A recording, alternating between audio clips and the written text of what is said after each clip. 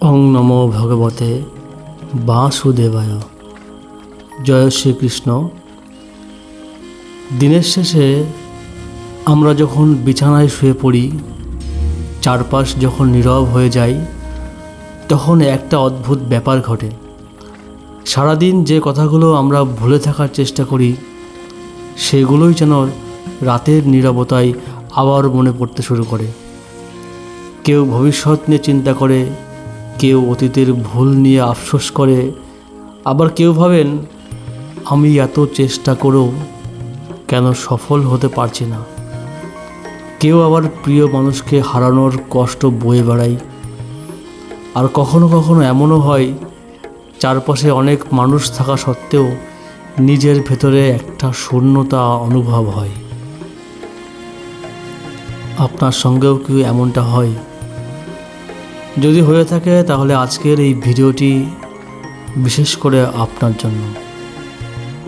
আজ আমরা শ্রীমদ্ ভাগবত গীতার আলোকে শ্রীকৃষ্ণের এমন 5টি গুরুত্বপূর্ণ শিক্ষা নিয়ে কথা বলবো, যেগুলো আমাদের জীবনের দুঃখ, চিন্তা, ব্যর্থতা এবং অস্থিরতার সময় পথ দেখাতে পারে।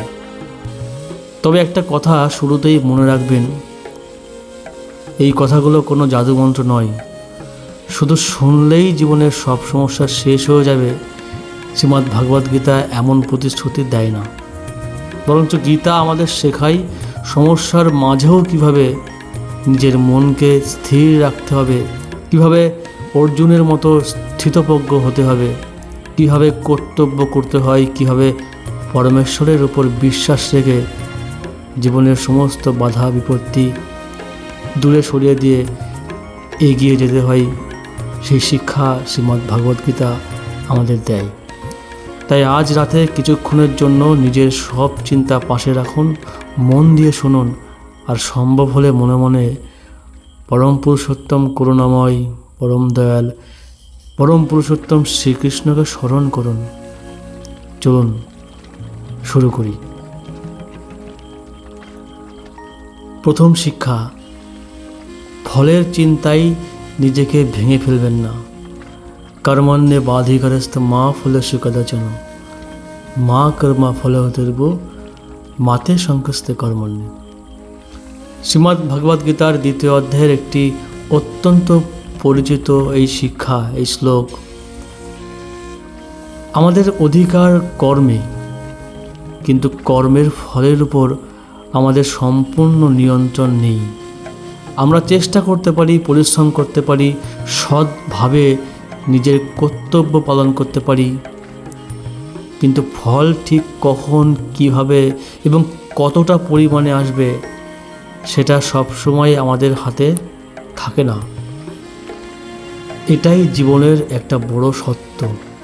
ধরুন, একজন ছাত্র খুব পরিশ্রম করে পড়াশোনা করলো, পরীক্ষা দিল, কিন্তু পরীক্ষা হওয়ার পর সে যদি সারা রাত শুধু ভাবতে থাকে আমি পাস করব তো, কত নম্বর পাবো, যদি খারাপ হয় তাহলে কি হবে, তাহলে আর কি পরীক্ষার ফল বদলানোর ক্ষমতা তার আছে? পরীক্ষা হওয়ার পর পরীক্ষার ফল কিন্তু বদলানোর ক্ষমতা তার কাছে থাকে না। কিন্তু চিন্তা করে সে নিজের শান্তিটুকু নষ্ট করতে পারে। একইভাবে জীবনের ক্ষেত্রেও আমরা অনেক সময় এমন কিছু নিয়ে চিন্তা করি যেটা এই মুহূর্তে আমাদের নিয়ন্ত্রণের মধ্যে নেই। কেউ চাকরির জন্য চেষ্টা করছে, কেউ ব্যবসা করছেন, কেউ সংসারের সমস্যা নিয়ে চিন্তিত, কেউ নিজের ভবিষ্যৎ নিয়ে ভয় পাচ্ছেন। আমাদের কাজ হলো সৎভাবে, সততার সঙ্গে চেষ্টা করা। কিন্তু ফল নিয়ে অতিরিক্ত দুশ্চিন্তা করতে করতে যদি আজকের দিনটাকেই নষ্ট করে ফেলি, তাহলে আমরা এমন একটা জিনিস হারিয়ে ফেলছি যেটা আর কখনো ফিরে আসে না। বর্তমান সময়, এই সময় কিন্তু খুব মূল্যবান। যে সময় একবার তুমি অতিবাহিত করে ফেলছ, হাজারো মূল্যে, কোনো মূল্যেই এই সময় কিন্তু তুমি আর ফেরত পাবে না। শ্রীকৃষ্ণ অর্জুনকে যুদ্ধক্ষেত্রে দাঁড়িয়ে কর্মের শিক্ষা দিয়েছিলেন, কারণ অর্জুনের সামনে ছিল এক কঠিন পরিস্থিতি। তিনি দ্বিধায় মোহগ্রস্ত হয়ে পড়েছিলেন। তিনি ভাবছিলেন, আমি কি করব। ভগবান শ্রীকৃষ্ণ তাকে পালিয়ে যেতে বলেননি, তিনি তাকে নিজের কর্তব্য বুঝিয়ে বলেছিলেন। আমাদেরও জীবনেও এই একই শিক্ষা প্রযোজ্য। আজ আপনার সামনে যে কাজটি আছে সেটি সৎভাবে করুন। আজ যা করার দরকার আছে সেটা আজ করুন। আগামীকাল কী হবে সেটা নিয়ে আজ নিজেকে ভেঙে ফেলবেন না, কারণ অনেক সময় আমরা ভবিষ্যতে এমন একটা সমস্যার জন্য কষ্ট পাই যেটা হয়তো কখনো ভবিষ্যতে আসবেই না। তাই আজ নিজের কাছে একটা প্রশ্ন করুন, আমি কি এমন কোনো বিষয় নিয়ে চিন্তা করছি যেটা এখন আমার হাতে নেই? যদি উত্তর হয় হ্যাঁ, তাহলে নিজের মনকে বলুন, আমি আমার কর্তব্য করব, যতটা সম্ভব ভালোভাবে চেষ্টা করব, তারপর ফল ভগবান শ্রীকৃষ্ণের হাতে ছেড়ে দেব। এই মনোভাব মানুষকে ভেতর থেকে অনেক শক্ত করে। দ্বিতীয় শিক্ষা, সুখ ও দুঃখ দুটোই পরিবর্তনশীল। সুখে দুঃখে সময় কৃত্যা লাভালাভ জয়া জয়। সুখ দুঃখ লাভ হানি এগুলি ঋতুচক্রের মতো অনিত্য, স্থায়িত্ব নেই কিছু।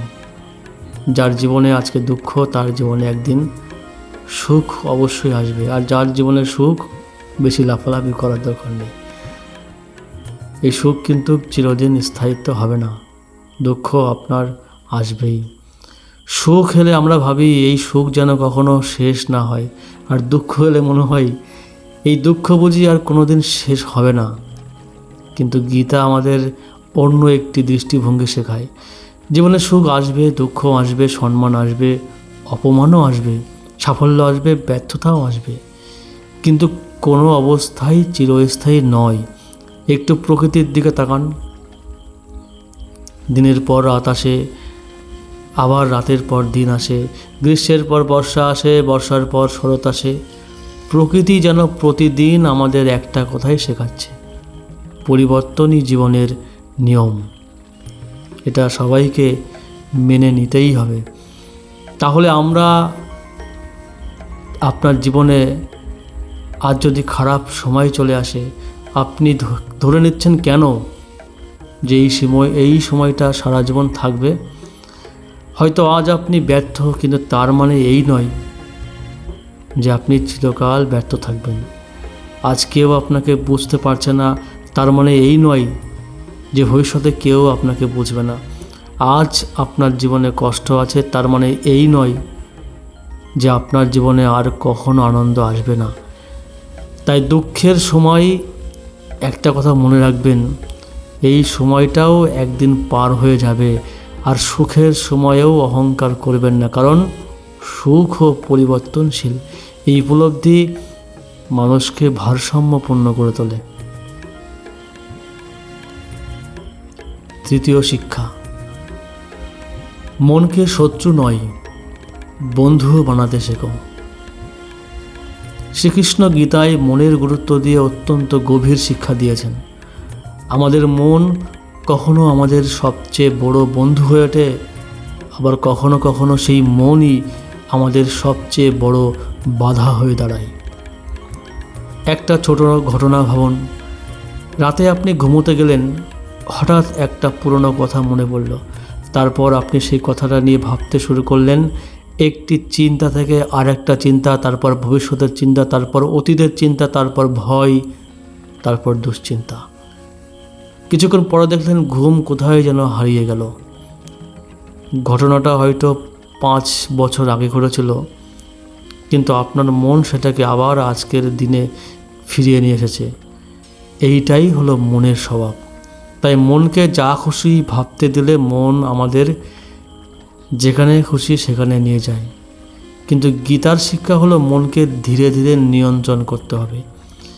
এখানে একটা বিষয় খুব তাৎপর্যপূর্ণ, খুবই গুরুত্বপূর্ণ, যে মনকে নিয়ন্ত্রণ করা মানে নিজের সব চিন্তা জোর করে বন্ধ করে দেওয়া এটা নয়, বরঞ্চ যখন মন অন্যদিকে চলে যায় তখন তাকে আবার সঠিক দিকে ফিরিয়ে আনা। যেমন জপ করার সময় মন অন্যদিকে চলে যায়, আপনি আবার নামের দিকে ফিরে আনেন, আবার চলে যায়, আবার ফিরে আনেন। এভাবেই ধীরে ধীরে মন শান্ত হতে শেখায়। তাই আজ আপনি যখন ঘুমাতে যাবেন রাতে, তখন নিজের সঙ্গে একটা ছোট্ট অভ্যাস শুরু করুন। চোখ বন্ধ করুন, কয়েক মুহূর্ত ধীরে ধীরে নিঃশ্বাস নিন, তারপর মনে মনে শ্রীকৃষ্ণের নাম স্মরণ করুন। আপনার চিন্তা যদি অন্যদিকে চলে যায়, নিজেকে দোষ দেবেন না, শুধু আবার কৃষ্ণের স্মরণে ফিরে আসুন। এটা অভ্যাসযোগ। অভ্যাস যোগানকন্তেও কৃষ্ণ অর্জুনকেও বলেছিলেন, ভক্তিযোগ অভ্যাস করতে হবে। কোনো কিছু এমনি এমনি হয় না, সব কিছু অভ্যাসের ফলেই সম্ভব। বারবার মনকে একাগ্রতায় ফিরিয়ে আনুন, কারণ আধ্যাত্মিক জীবন মানে কখনো মন অন্যদিকে যাবে না এটা নয়, বরঞ্চ মন চলে গেলেও তাকে আবার ঈশ্বরের দিকে ফিরিয়ে আনতে হবে।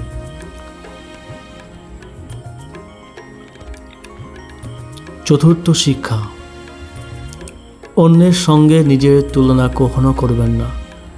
আজকের পৃথিবীতে মানুষের অশান্তির একটা বড় কারণ হলো কম্প্যারিজন, তুলনা করা। সে আমার থেকে বেশি সফল, সে আমার থেকে বেশি টাকা উপার্জন করছে, তার জীবন আমার থেকে সুন্দর, তার পরিবার ভালো, তার এত বন্ধু, তার এত সুযোগ, আর আমি?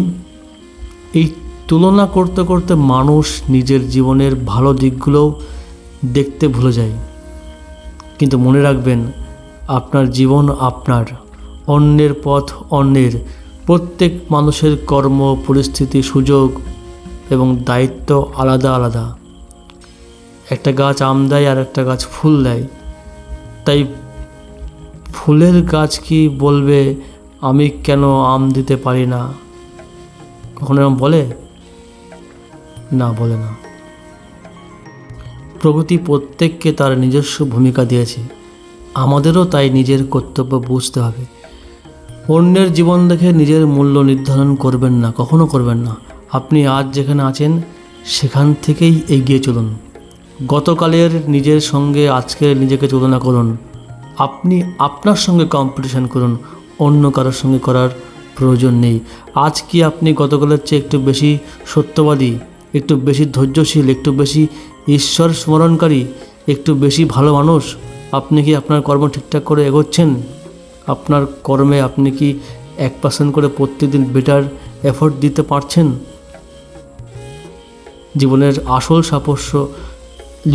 আসল সাফল্য শুধু টাকা, নাম বা জনপ্রিয়তা এটা নয়।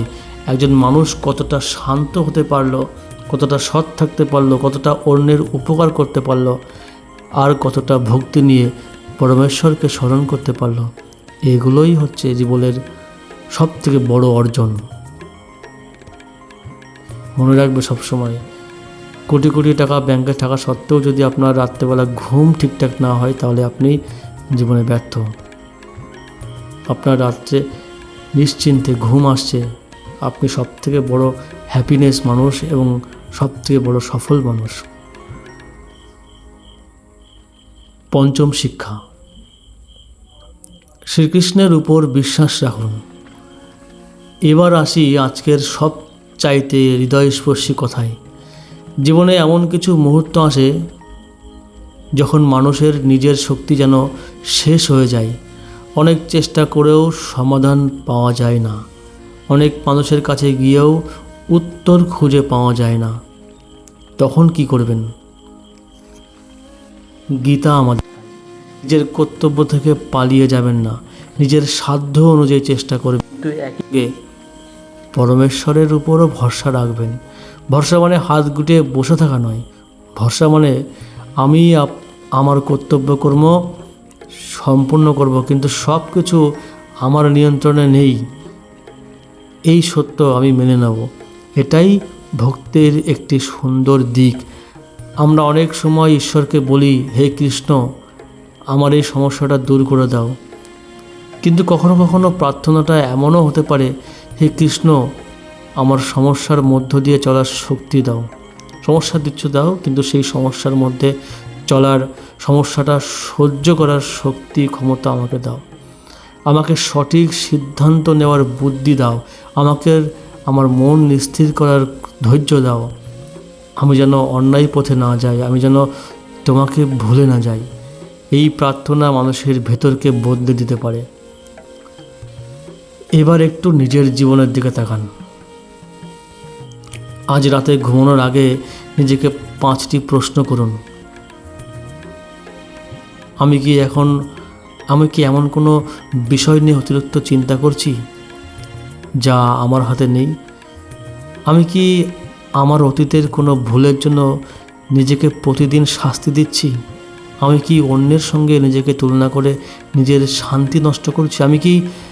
আমার মন কি আমাকে পরিচালনা করছে, নাকি আমি আমার মনকে পরিচালনা করার চেষ্টা করছি? আমি কি সত্যিই শ্রীকৃষ্ণের উপর ভরসা করতে শিখছি? এই প্রশ্নগুলোর উত্তর কাউকে দিতে হবে না, নিজেই নিজের কাছেই উত্তর দিন। কারণ নিজের সঙ্গে সত্যি কথা বলার মুহূর্ত থেকেই জীবনের পরিবর্তনের শুরু হতে পারে। প্রিয় ভাই বোনেরা, প্রিয় ভক্তরা, জীবন সবসময় আমাদের মনের মতো হবে না। কিছু মানুষ আমাদের ছেড়ে চলে যাবে, কিছু স্বপ্ন পূরণ হবে না, কিছু সম্পর্ক ভেঙে যাবে, কিছু চেষ্টা ব্যর্থ হবে, কিছু প্রশ্নের উত্তর আমরা অনেক দিনেও পাব না। কিন্তু তার মধ্যেও একটা জিনিস আমাদের হাতে থাকে। আমরা সেই পরিস্থিতিকে কিভাবে গ্রহণ করছি। শ্রীমদ্ ভগবদ্গীতা আমাদের শুধু যুদ্ধের গল্প বলে না, গীতা আমাদের প্রতিদিনের জীবনের যুদ্ধের কথা বলে। লোভের বিরুদ্ধে যুদ্ধ, অহংকারের বিরুদ্ধে যুদ্ধ, ভয়ের বিরুদ্ধে যুদ্ধ, হতাশার বিরুদ্ধে যুদ্ধ, আর সবচাইতে বড় নিজের অস্থির মনের বিরুদ্ধে যুদ্ধ। তাই আজ রাতে যখন ঘুমোতে যাবেন, তখন দিনের সব চিন্তা ছেড়ে দিয়ে, সমস্ত চিন্তা দূরে সরিয়ে রেখে বিছানায় যাবেন। যা করার ছিল করছেন, যা করার আছে আগামীকাল করবেন। যা আপনার হাতে নেই সেটা নিয়ে নিজেকে ভেঙে দেবেন না। শ্রীকৃষ্ণকে স্মরণ রাখুন, মনে মনে বলুন, হে কৃষ্ণ, আমি আমার সাধ্য অনুযায়ী চেষ্টা করব, বাকিটা তোমার উপর ছেড়ে দিলাম। হয়তো আপনার সমস্যাগুলো সঙ্গে সঙ্গে চলে যাবে না, কিন্তু আপনার মনটা একটু শান্ত হতে পারে। আর কখনো কখনো জীবনে প্রথম প্রয়োজন সমস্যার উদ্ভব নয়, একটু শান্ত মন। মনে রাখবেন, অন্ধকার যত গভীরই হোক না কেন, সকাল কিন্তু আসবেই। কঠিন সময় যতই দীর্ঘই হোক না কেন, পরিবর্তন আসবেই। আপনি যদি সত্য, ধর্ম, কর্তব্য এবং ভক্তির পথে থাকেন, তাহলে পথ যত কঠিনই হোক না কেন হাল ছেড়ে দেবেন না। শ্রীকৃষ্ণের উপরে ভরসা রাখুন, নিজের কর্তব্য করুন, অন্যের মঙ্গল কামনা করুন, আর নিজের মনকে প্রতিদিন একটু একটু করে ঈশ্বরের দিকে ফিরিয়ে আনুন। আজ রাতে ঘুমানোর আগে শুধু একবার বলুন, হরে কৃষ্ণ কৃষ্ণ কৃষ্ণ হরে হরে, হরে রাম রাম রাম হরে হরে। তারপর নিজের মনকে শান্ত করুন। আপনার আগামীকাল কেমন হবে সেটা আজ আপনি পুরোপুরি জানেন না, কিন্তু আজকের রাতটা আপনি শান্তিতে কাটাতে পারেন। আর হয়তো আগামীকাল সকালে উঠে আপনি দেখবেন সমস্যাগুলো একই আছে, কিন্তু সমস্যাগুলো দেখার আপনার দৃষ্টিভঙ্গিটা একটু বদলে গেছে। জয় শ্রীকৃষ্ণ। যদি এই কথাগুলো আপনার হৃদয় ছুঁয়ে থাকে, তাহলে ভিডিওটি এমন একজন মানুষের কাছে শেয়ার করুন যে হয়তো আজ রাতে কোনো দুশ্চিন্তা নিয়ে ঘুমোতে যাচ্ছে। হয়তো আপনার একটি শেয়ার তার কাছে পৌঁছে দেবে এমন কিছু কথা যা এই মুহূর্তেই তার প্রয়োজন। আর শ্রীকৃষ্ণের গীতার এমন আরও সহজ ও হৃদয়স্পর্শী শিক্ষা শুনতে আমাদের এই চ্যানেলটি সাবস্ক্রাইব করে সঙ্গে থাকুন। হরে কৃষ্ণ।